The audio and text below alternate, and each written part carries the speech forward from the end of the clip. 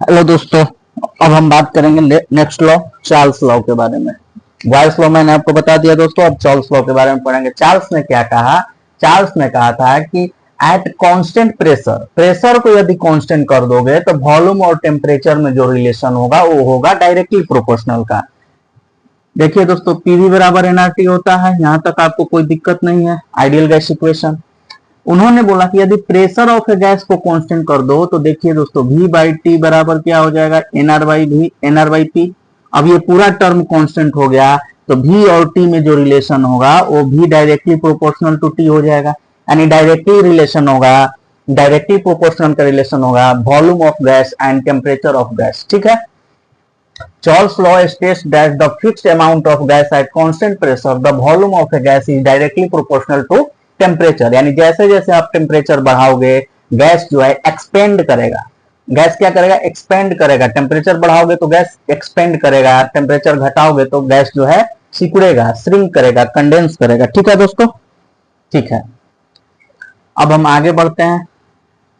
Charles ने यह statement कब दिया था? 1787 में दोस्तों। ठीक है, ठीक है। अब यहां से देखिए, पीवी बराबर NRT, V by T, NR by P, ये पूरा टर्म कांस्टेंट हो गया तो वी बाई टी क्या हो गया? कांस्टेंट होगा, और इसी कांस्टेंट की को हमने चार्ल्स कांस्टेंट का नाम दिया। क्या दिया? Charles constant. ठीक है। वी जो है डायरेक्टली प्रोपोर्शनल होगा टेम्परेचर के, वॉल्यूम जो है डायरेक्टली प्रोपोर्शनल होगा टेम्परेचर के। V1 by V2 is equal to T1 by T2, तो V1 T2 equals to V2 T2। ये होता है रिलेशन चार्ल्स लॉ का, प्रेशर और वॉल्यूम और टेम्परेचर का। ठीक है। चार्ल्स लॉ किस प्रोसेस पे काम करता है? तो आइसोबेरिक प्रोसेस पे काम करता है। ये आइसोबेरिक प्रोसेस क्या होता है? आइसोबेरिक प्रोसेस वैसा प्रोसेस होता है जिसमें हम प्रेशर को कांस्टेंट रखते हैं। ठीक है।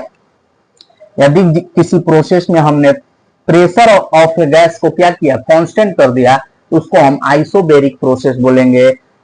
याद कीजिए, बॉयल्स लॉ किस प्रोसेस पे काम करता था? आइसोथर्मल प्रोसेस पे, क्योंकि वहां पे टेम्परेचर कांस्टेंट था। इसी तरह ये आइसोबेरिक प्रोसेस पे काम करेगा, क्यों? क्योंकि यहाँ पे प्रेशर कांस्टेंट है। ठीक है दोस्तों। अब ग्राफ कैसा होगा? V बाई टी का ग्राफ जो होगा ए स्ट्रेट लाइन होता है। क्या होता है? Straight line, ST line. ठीक है।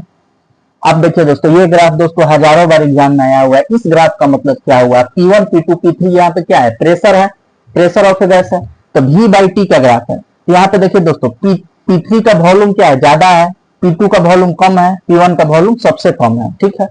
तो यहाँ पे प्रेशर जो है P1 का ज्यादा होगा, P2 का ज्यादा होगा और P3 का। तो सबसे ज्यादा प्रेशर किसका होगा? P1 का, उसके बाद P2 का, उसके बाद P3 का। ऐसा क्यों हो रहा है?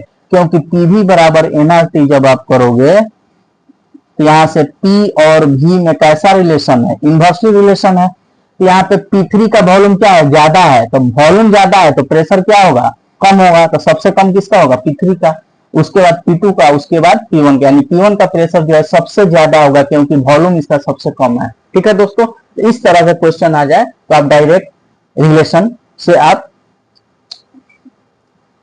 देखेंगे। ठीक है।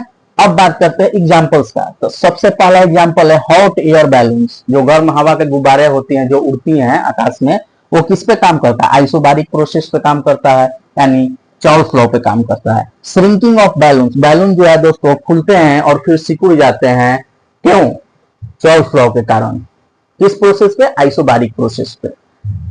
लंग कैपेसिटी जो है, हमारे लंग का, फेफड़े का जो कैपेसिटी है, वो डिफरेंट वेदर में डिफरेंट डिफरेंट होता है। वो क्यों होता है? चार्ल्स लॉ पे बेस्ड है।